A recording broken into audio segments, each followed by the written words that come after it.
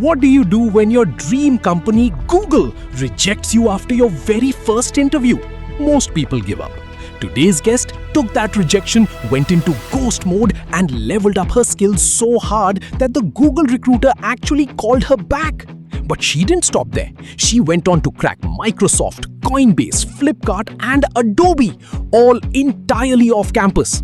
If your resume is getting ignored right now, this episode is your ultimate blueprint. Please welcome Mitali Dixit.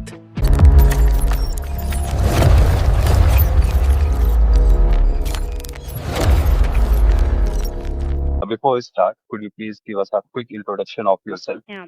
So, hi Vedant. I'm Mitali Dixit. I am currently a fourth year student at NIT Patna. I am pursuing an integrated BTech plus MTech in computer science with specialization in data science. Last summer, I interned at Google as a software engineering intern. Apart from academics, I really like giving back to the community and helping others. And I am the lead at Coders Cafe. It's an organization which helps women in tech tackle through this industry. That's about me. You got internship offers last year and this year from Microsoft, Coinbase, Flipkart, and all. Two internships at Google. One was last year and one is this year. That's really incredible. When you started this whole journey, do you ever think you would get offers from these top companies? Honestly, no. I liked computer science starting from school. Like in 11th and 12th, I had it as a subject and I really liked problem solving, logic building, which is why I pursued engineering from my own will. And I like these targeting, like I did not have any target company list that I was aiming for. But in second year, I got a chance to visit Google office because one of my sisters, she worked there. And that was when I got motivated. Okay, this is somewhere that I want to work. So I did my research that okay, I have to study all this, and I started grinding. And along this journey, all these this preparation opened doors for me for all these other companies, and I had never expected that I would be able to get offers from these companies as well. But yeah, it all came as a byproduct of the preparation that I did for Google. That's really great. And even you got offers from a lot of companies. And out of every interview, including where you got rejected, which company's interview process was the toughest? I would like to mention that it was an interview that I gave for Citadel Securities. So it is an HFT and the role was based in Singapore. And I had applied. I wasn't expecting anything. Because I know that they hire just the best, and it was not based in India also. So I never expected that I would get even my resume shortlisted. But out of nowhere, I got a call and I had an interview, which I would say was the toughest interview of all times. Like they grinded me on C plus and such low level concepts that I did understand the gap that was there in my understanding of concepts. So that was the toughest interview. It also made me realize one thing, that you should never self reject, because I see that most of the candidates, they even don't apply. They reject themselves that isme to nahi hoga. And that was what I was going to do, but I applied at the last moment and I did get an opportunity. So that was one learning that this interview also gave me. Okay, that's great. And HFT interviews are really famous for their hard interview part. You completed one internship at Google last year and you are gearing up for an. Could you walk us through your actual Google interview experience from start to end, like from applying to getting a offer and working at Google? So getting this opportunity at Google was actually a long process. It was in two phases, one where I was rejected and one where I was finally accepted. So it started back in second year when I got to know about the Google Step internship. So I started looking out for people. I reached out to people on LinkedIn about this opportunity. I took their guidance that what should I prepare, from where should I prepare. I noted it down and I started studying DSA. That was in my fourth semester of second year, and my resume also got shortlisted. So I had some connections on LinkedIn earlier only in Google, who were working at Google. I sent them my resume to review. They reviewed my resume, gave me tips, and I had applied with a referral. And my resume got shortlisted, and I gave two interviews at Google. But at that time, I had just started with DSA, like 1 month of DSA preparation, and I was rejected. But yeah, I was broken because that was like my first ever interview that I gave, and that was Google, my dream company, and I was rejected. So that was a setback, but actually that was a motivation for me, because just after that was the summer break after second year, which I believe is the most important phase in any engineering student's life, because that is where you have all the time of 2 to 3 months where you can take your skills from like zero to here. So I grinded heavily on DSA, did a lot of DSA, lead code, contest, and just after the summer break, I got a call again from the recruiter. So actually, whenever at Google, they do not just remove your application from the database. They keep your feedback. If they think that you were lacking somewhere, they still keep you in the loop. And whenever another opportunity comes up, the recruiters reach out to you themselves. So a recruiter reached out to me, and I was actually fueled up because I was preparing for it the whole summer break, and I got the opportunity again. I had 2 interviews, and this time I had worked on all the mistakes that the recruiter had told me. I walked through the entire thinking process. My code was up to the mark, and I even got the feedback that I had the highest marks, the scores for this interview compared to my Google step performance. Like even they were surprised in my growth, and that was the whole process from second year to third year, and I finally got the offer. That's really great. And you said you messaged a lot of people on LinkedIn regarding referrals and to ask for resume review. But there are many people who Yeah. message people working at Google, but they don't get even a reply. And people, Yeah. can you please tell what kind of messages you wrote them so you got reply? So the thing is that whenever any application opens up, so usually a lot of people start DMing the current employees. It's a very huge task for them to see all the messages. So usually your DMs, they get stuck somewhere in behind. So what I did was that when I built my LinkedIn profile, I started building collections before the applications opened up.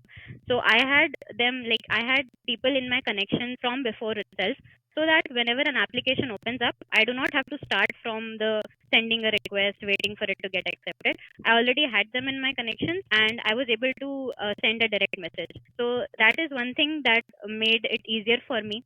Secondly, I targeted my alumni first, college alumni, because that is there are more chances of getting a reply from them. So second is you should try to find network through your connections so that you can get a better response. And thirdly, you should create a format, not just directly reach out that hey, I want a referral. So you should work on your resume first. According to the company, according to the role you're applying, you should have a good resume.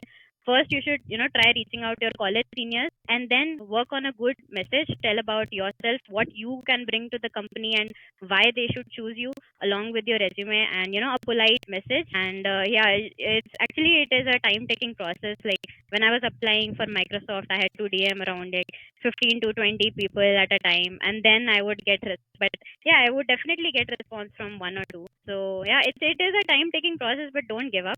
And yeah, you'll get replies. Thank you for the tips. And one detail that makes your story even more incredible is that you secured all of these offers completely off campus. Getting your resume and asking of thousands of applications is usually the hardest part. What was your actual strategy for off campus applications? Did you rely heavily on referrals or cold DMs?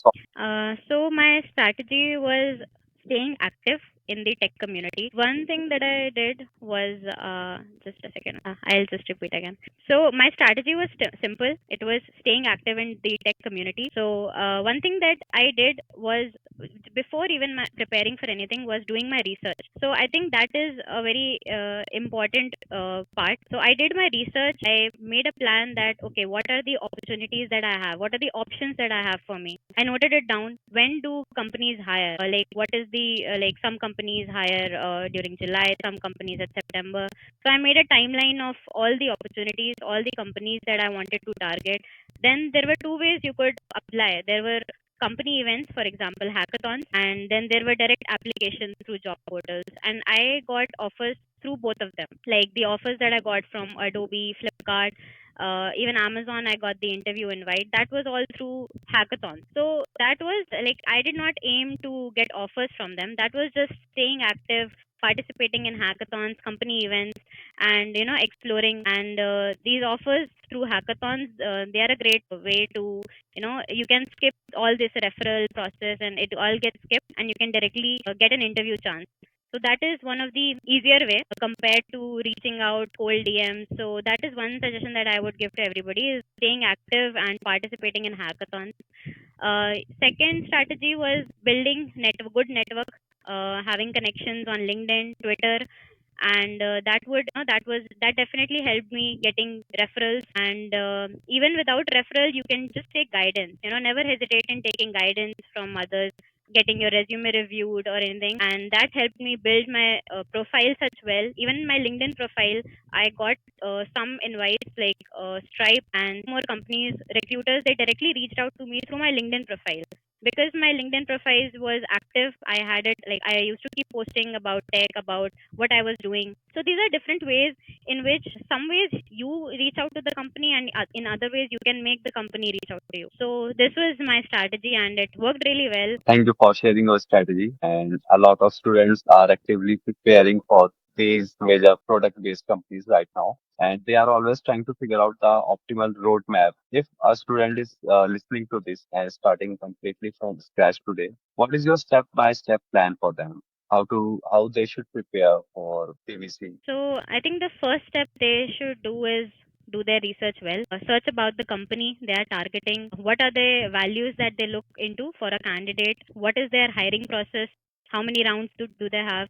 Read interview articles on GFG, Medium, Glassdoors. Do this research, note everything down. Second is build network, reach out to the employees who are already working in those companies. Take guidance from them, not just referral, but ask them. Even small tips can help you, get selected in the process. So reach out to people who cleared the process and who are already working there. Take guidance from them, and then start your preparation. Always have a plan in mind, a timeline that you have. Okay, if you have 3 months before the application opens up, plan it accordingly. Prioritize what are the topics that are most frequently asked. Do not rely on a particular sheet, but do random problem solving. Give contests. So nowadays, even recruiters check your coding platform profiles, that if you are active or not. So stay active, do a lot of problem solving. That, yeah, quantity doesn't really matter, but yeah, do good quality questions and do random problem practicing. And lastly, I think work on your communication skills, because most of the times, even when a candidate knows the answer, but they're not able to explain their thought process. So sometimes the interviewer only wants to see that how a candidate thinks when he is given a problem that he has never seen before. So you should work on your communication skills. Even when you're practicing on lead code, talk to yourself, explain it as if this is an interview problem, and always try to tell yourself the time and space complexity. So this is like, you don't need to give mock interviews if you're practicing in this way. But if you still feel that okay, you're lacking in communication skills, give mock interviews.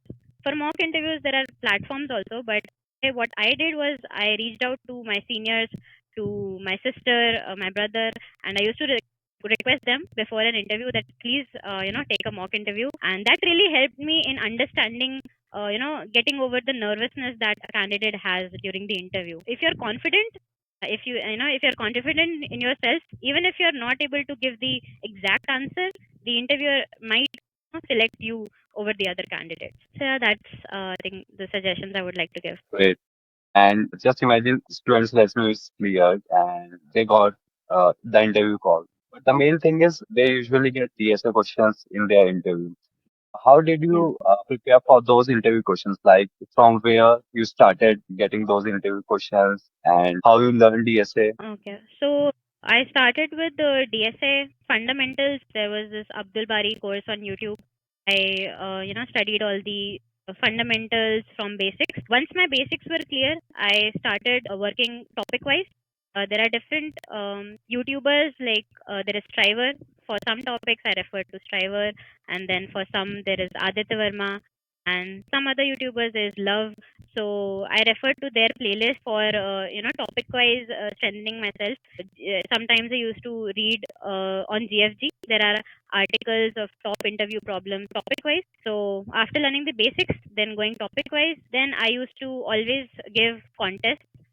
Which helps with random practice, problem practice. I was very active on Lead Code. I used to give contests every Saturday and Sunday. So yeah, and then there was one sheet that I referred to. It was Neat Code, and I think it's a really good sheet because other than the standard problem, the problems are in a word statements, and you have to figure out. So I really like that sheet, and I have, I think, did all the questions that are there, NEET code 150, 250, 500. So that was one sheet that I thoroughly followed. And yeah, I continued with the random practicing. I still do on lead code. Thank you for sharing the resources. And you are still in a college doing this all. How did you manage your college studies, CP, and interview preparation simultaneously? Yeah. So this is where time management comes in. So I've been doing this since school. I was the topper of my class, and I was never in class because I used to participate in so many events, and this continued in college. So the thing is that you can never do all the things at a time. That is a fact you need to accept. You cannot do DSA, development, college, everything together. You cannot do that. But there were phases in my college journey, and I kept switching between phases. In one phase, you can do at max two things. Suppose you are attending lectures and then you're coming back and doing DSA. So there are two things that you can do in each phase, and you should keep switching these phases. Like if you're continuously doing DSA, you'll eventually get bored and your CG will drop, which should not. You should also focus on your college studies because that also matters. On campus companies will not even let you sit if your CG drops below 7. So yeah, I kept switching between phases. There were phases, before exam I used to focus only on my college subjects. I used to attend classes. Yeah, I actually suggest people that if your professors are good, if the subjects are good, do attend classes. It would save you time for studying from before the exam. So yeah, I used to switch phases. Before the exam, I used to study the college subjects, and I used to allot time slots to things. For example, DSA was something that I tried to do daily. Like I used to give it a time that when in the morning I'll wake up, I'll do 2 to 3 problems on lead code.